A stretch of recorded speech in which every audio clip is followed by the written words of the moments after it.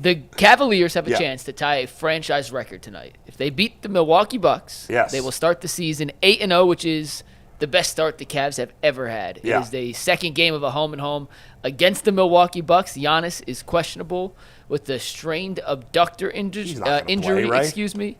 Jason will be there. I'll be there. Bo, will you be tuned in to tonight's matchup? I want to go to the game.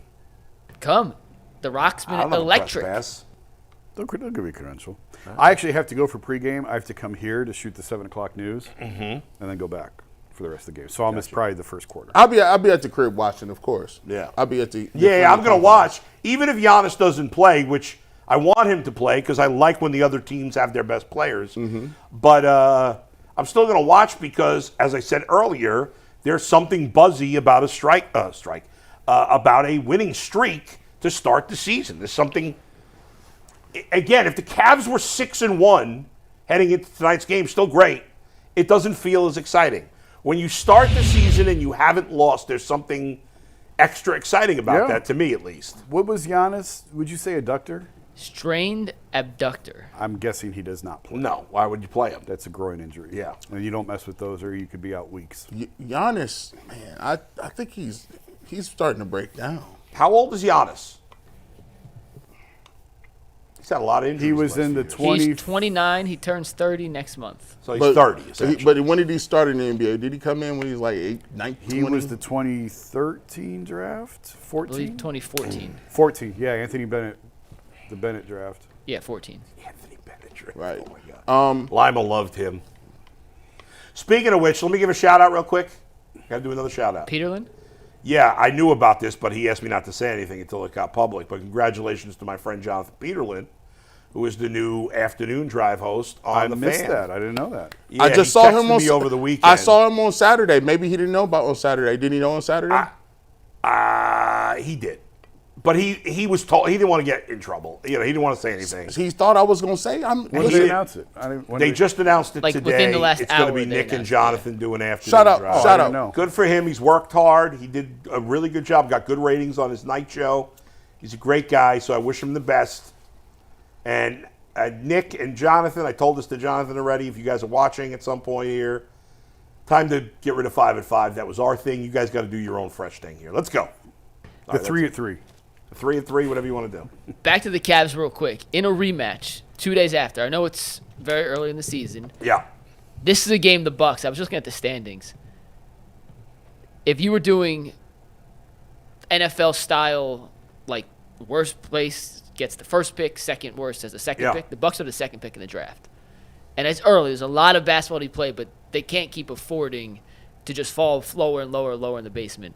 You saw Dame put up 41 on Saturday, and he came out guns blazing early. I'm not sure if they don't have Giannis, if Dame can carry an offense like he once could. Who's their next best offensive player? Chris Middleton, who doesn't play at all. He's not playing, but Brook Lopez What has happened? When's the last time he played? Chris Middleton, he hasn't been healthy since the 22 or 21 playoffs. He's a really good player. Yeah. It's the way it comes at you quick. Anyway, they got Brook Lopez. Did I see the Cavs are favored by 7 tonight? 7.5. After they were an underdog on the road Saturday. That's being on the road and second out of back-to-back. True. Is it? Are they a 7-point favorite? They are a 7-point favorite. Wow. And I so bet that's assuming Giannis is not. I bet you that goes up. I had 7.5 this morning. I bet you now as we get closer, and I'm going to guess Giannis, even though he's a freak of nature, if any guy can play through it. I wouldn't, but I'm just saying if he decides to play. Why would you play him? Because you're 1-5. Yeah, but that doesn't matter ultimately. But you saw how hard they played the other night. They played hard. I know, but if he's hurt, why you don't risk it? There's a difference, and we don't care about the regular season, in 1-6. I hear you, but if Giannis gets hurt, then he misses 30 games. Then they're finished. Then you're out of here. Grunge are no joke. If you screw around with that, it'll cost you a couple weeks. Oh, yeah. That's why I don't think he plays. But you asked why would he play? That's why. Yeah, I hear you. Man, when I tore my Achilles, it was less than a year after I moved to Cleveland. I was in my house that I was living at the time. We had stairs, and I finally decided to go down the stairs with my crutches. And I actually fell, and I pulled my groin badly. That was a low point for me. I pulled my groin, and still to this day, every once in a while, I feel it. All these years later. You think they cover? 7.5. Yes, I got the cat. Yeah, because I'm assuming Giannis is not going to play. Jason, do they cover 7.5? No, I think they win, but I don't think they cover. I think they win. I don't think they cover. Okay. G. Bush? I think they'll cover. I think what sets this Cavs team apart is they look like they focused. Like, they locked in a little bit. Yeah. Like, because they got people with stuff to prove. I think Garland is playing back with a new passion. Mm-hmm. Evan Mobley is liking a newfound offense where he's touching the ball more, and Donovan Mitchell, for lack of better terms, I think really helped them was the fact that they actually like each other, and all of them we killed them last year. There was Donovan Mitchell, he missed the playoffs. Darius Garland got it all season. Evan Mobley, we talked about him and his skill set. Jared Allen, Jared Allen, questioning his toughness. Yeah, and I think Donovan Mitchell, I think he showed a lot of character because he actually stood up for them dudes. Like he really was like, no, Jared Allen, he wanted to play. I'm sticking up for him, and if I'm here, Jared Allen is one of my better friends. He always is sticking up for Darius Garland. He's always trying to build him up and different things like that. So I think the fact that they are a close-knit group, plus you got Allen and Karis LeVert who played for Atkinson before, I think they just playing good ball where they're not really thinking about it. They just keep going out there and having fun and letting it go. For whatever it's worth, it is a likable team. Very. I know that doesn't really mean anything, but No, I think it does. I think it does mean something. And one thing we overlooked, and boy, you know how you mentioned earlier, you wanted to apologize to people for not picking up on the Browns probably being a little fluky after that Ravens win. Mm-hmm.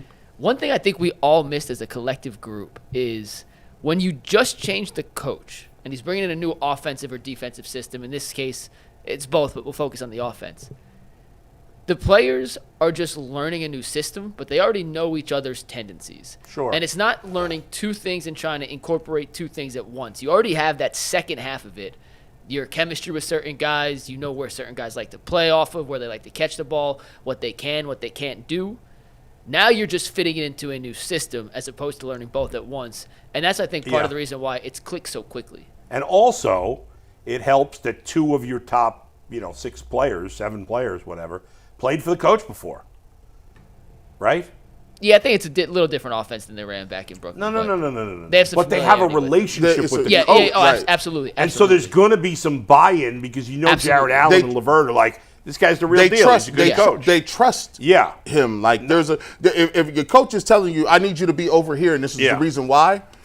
If it's a new coach and y'all don't know him, you're like, come on, bro, I don't even know if that's gonna work. Yeah, but especially because he didn't play in the NBA, I don't think, right? Kenny Atkinson. No, he played. He played all. Did. No, he didn't play in the NBA. He played professional. He played ball all over the world, but not in the overseas. NBA. Yeah. But I think a coach that didn't play in the NBA, it takes more to get the buy-in from those guys, right? Sometimes, yeah. So the fact that, I know he's been a head coach before and he did well. Clearly he has a good relationship with at least Jared Allen, and it seems like he has a good relationship with LeVert.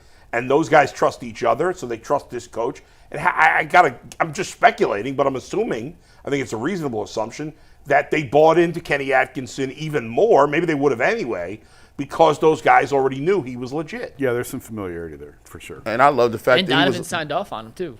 That was part of the reason. Donovan seems like a lot of superstars, and I'm sure Donovan is a big ego. I say this all the time, like in any type of entertainment industry, you have to have a decent-sized ego. We all do. No doubt, like to different degrees, but we all do.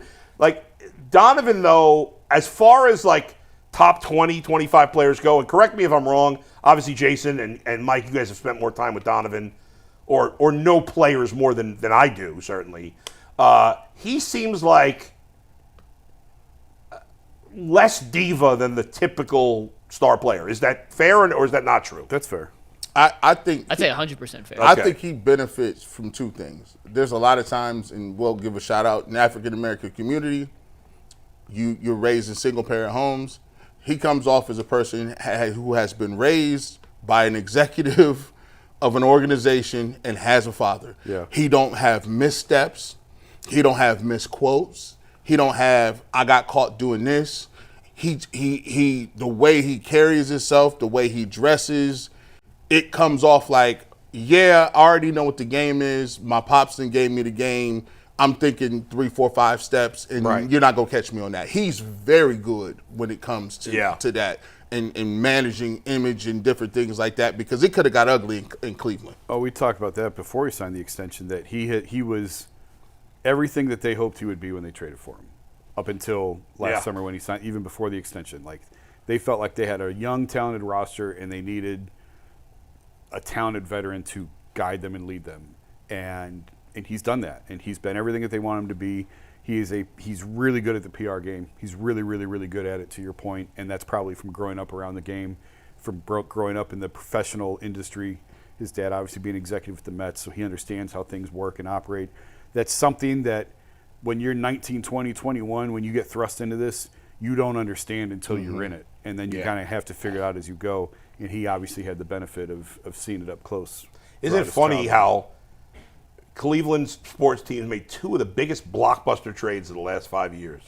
And one has been an absolute home run, and one has been one of the biggest disasters of all time. Yeah. Go ahead, Mike.